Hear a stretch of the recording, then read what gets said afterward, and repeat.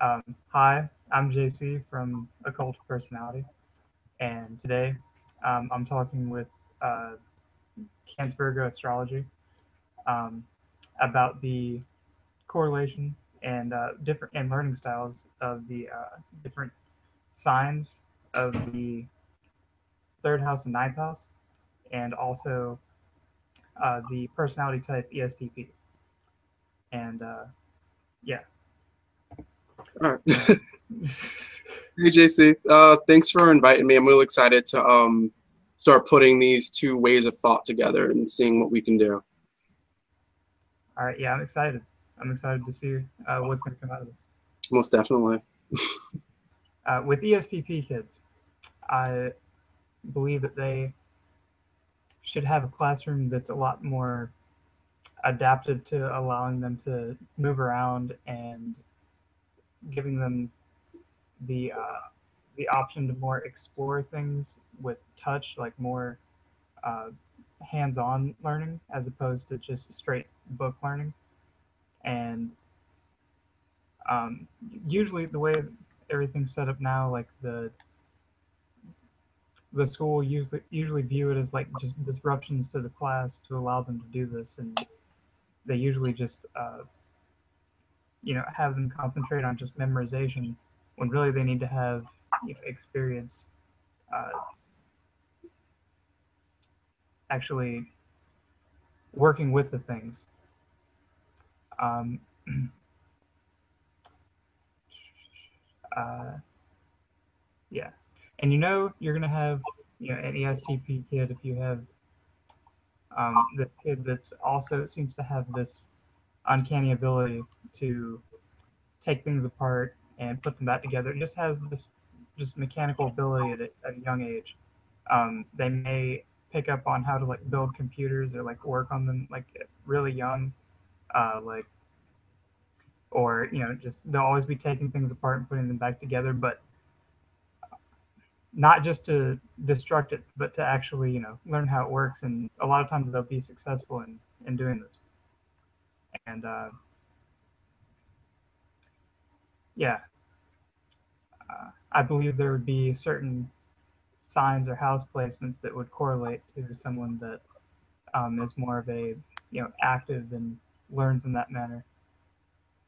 So I guess what would you believe would correlate strongly to that? To the to what you just described. Um, I guess really from what I'm hearing is that someone who needs to be able to kind of break things down and build them back up. A very active learner, Mm-hmm. hands-on active learner.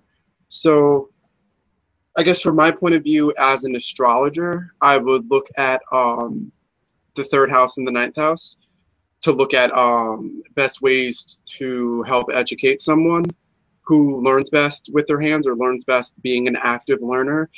Firstly, if you're an ESTP, you're most likely heavy third house because that is what the third house represents, learning with your hands, actively touching and being able to work with things that are physically there, things that you can deal with here and now, instead of it being like a concept or a thought or something you're going to have to read about or something that you're going to have to study. So I guess I'll just go through each third house placement and talk about how that will result later on in life when we look at the ninth house placement.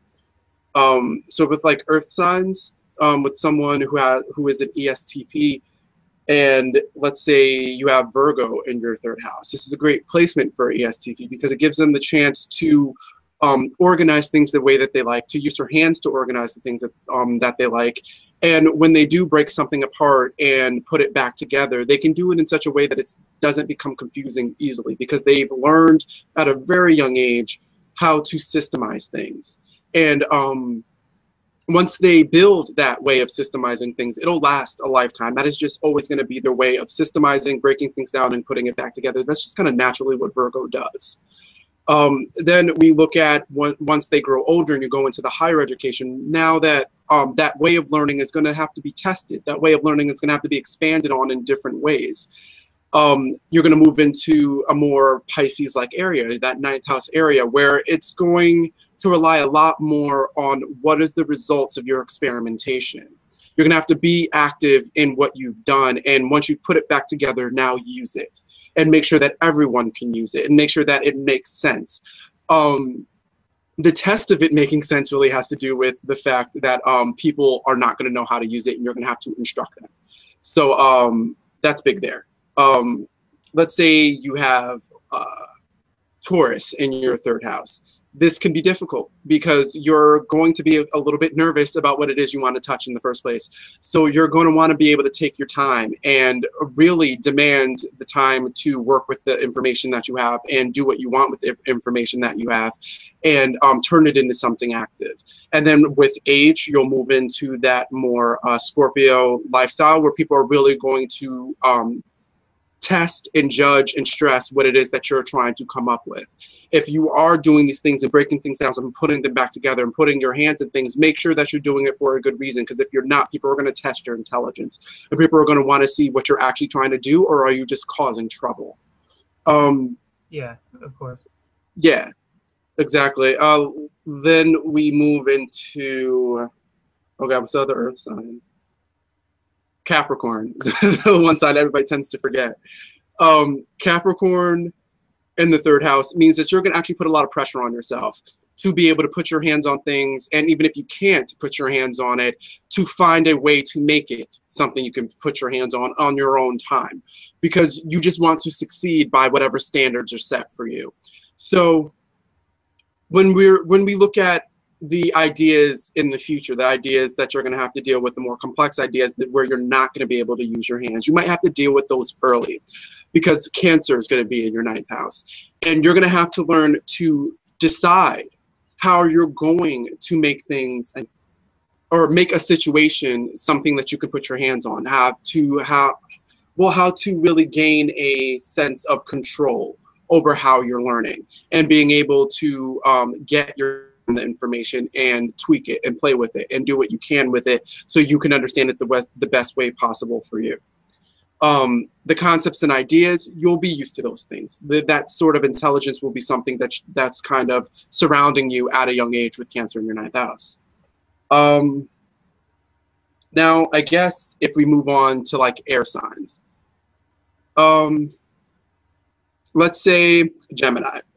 You have Gemini in your third house. The way that you move things with your hands, you might be a bit irresponsible with it. You might want to test things out and actually not so much break it down, but just break it and then try to fix it. That might be the way that you understand situations. Look at something, make it chaotic, and then try to put it back to the way it was before. I guess in a way, break things and get away with it.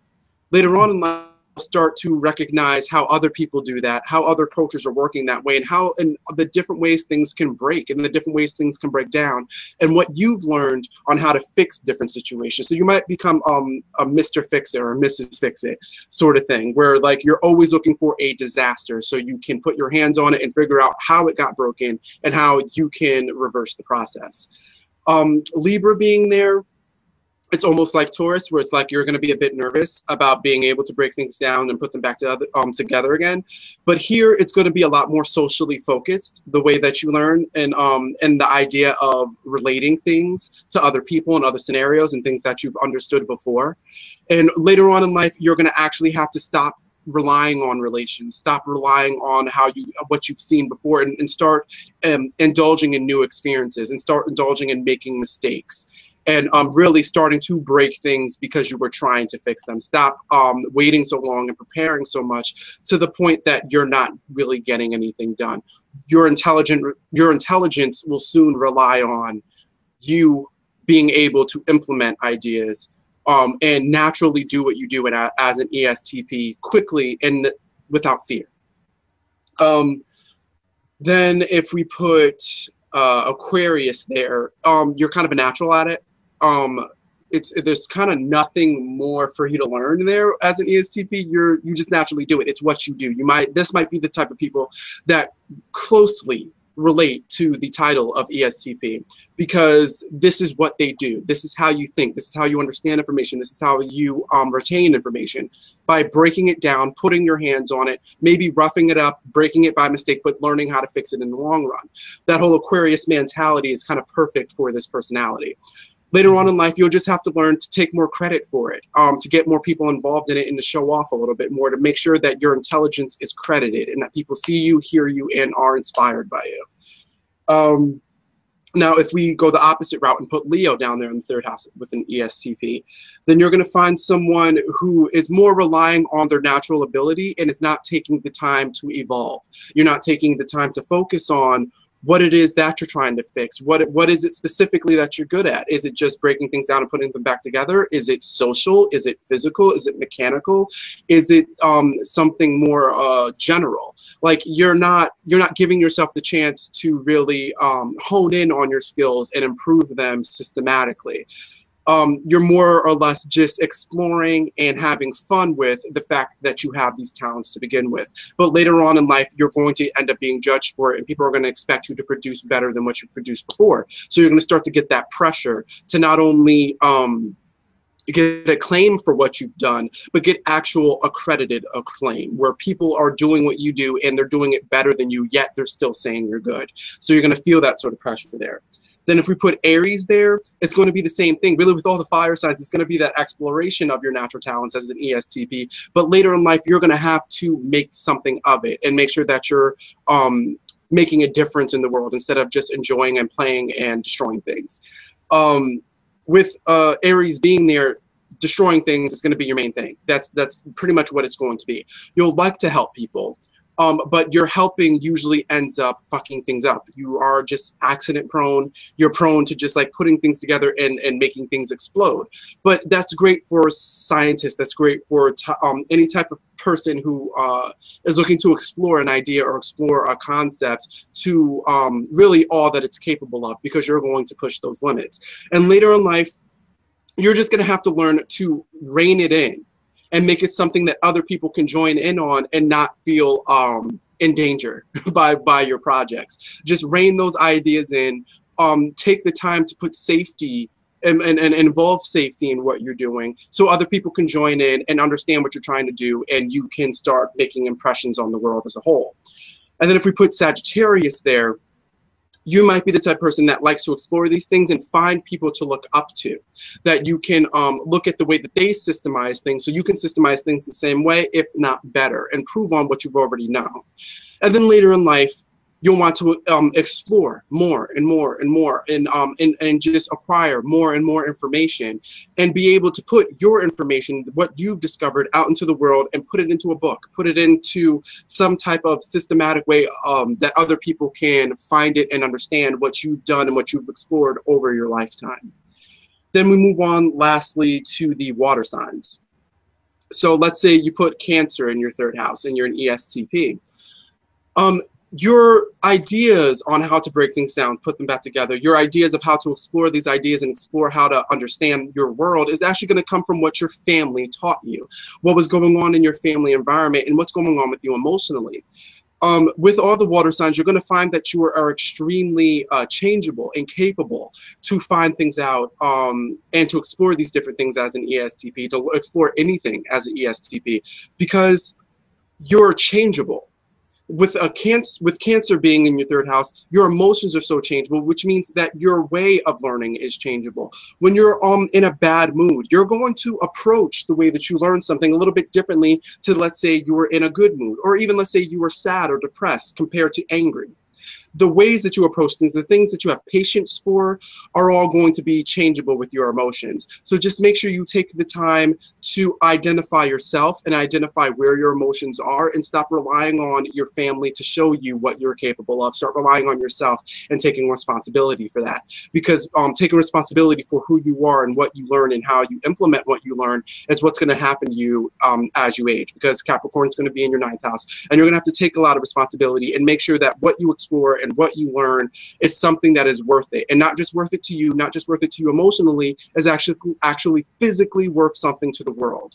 it's a hard lesson to learn, but you're capable. You have Capricorn in your ninth house for a reason, because you're meant to learn that lesson. Let's say you put water signs. Let's say you put Scorpio there. Scorpio in your third house means that you're going to be extremely focused. You're going to find the systematic ways that work best for you. You're going to find the systematic ways that work best for every emotion that you have, whatever emotional state that you're going to be in. You're going to take your education pretty seriously in the beginning. You're going to compare yourself to a lot of people and think that you're stupid a lot of the time, because you want to be better. You want to compare yourself to other people and feel as if you can stand right next to them or be better than them. So you're going to take a lot of time for yourself, by yourself, putting things together and breaking them apart and doing that all over again. In time, you'll learn to take yourself and take your work a lot less seriously, and really look at what it can produce for the long run instead of what it means compared to someone else who's doing the same thing. Are you better than them? It's really going to turn to, can you better the world? And then very lastly, we have Pisces in the third house, which basically means that it's kind of roll of the dice here. You never really know if you're going to break something apart and actually accomplish putting it back together again. We don't know if you're going to put something together and if it actually works. You're going to have to explore that. And there's going to be plenty of options, plenty of ways that this can happen. But the ways that you indulge in life is really, again, like a Libra, it's going to be relational. Everything is related to something else. That is how you're going to put these things together. That's how your mind is going to work. You're going to relate things to other random things. The issue is that you're going to have to make these relations make sense to the world. No one's going to understand you. No one's going to understand the way that you think unless they have some other strong Pisces placements to relate to you and understand your random systematic ways of thinking. So you're going to have to work on relating your information to other people, finding creative ways to get people to understand what you're trying to say, even if it's not in the same words that you would describe it. Creativity has a lot to do with this. Being able to put things together in a completely different way than it was when you broke it apart, yet it still does the same job. That's going to be something there with that Pisces placement. It's a really strong injection of creativity into that whole realm of ESTP thinking when it comes to learning and manipulating your environment. I think that would be something interesting to see in ESTP Pisces, or not Pisces, but a person that has that placement, because of how they usually deal with what's directly in front of them, and then Pisces can kind of see a little bit of everything, and I don't know. It'd be interesting to see how that comes together. Yeah. It's interesting how many different aspects of ESTPs that I've studied you just hit on there. That actually, all of those things are things that usually come up a lot with different ones. And but yeah, and also you hit on like what they would kind of turn into as they got older. And when they're young, they're mostly just going to be focusing on like their first function, which has to do with that learning by, going off of their environment, which would be called extroverted sensing. And the systematic way that you were talking about would be called like introverted thinking.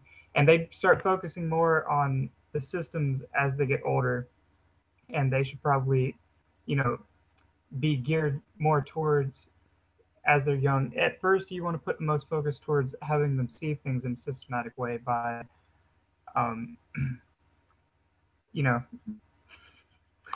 just showing them the logic behind why things are put together the way they are. I mean, they'll naturally lean towards figuring this out themselves anyway, but that's really where they're going to have the most growth at a young age, because they have the extroverted sensing. They're going to get that, no problem. Exactly. And that's all the third house is about. That's the key word for the third house, is logic and implementing that and learning about it. Right.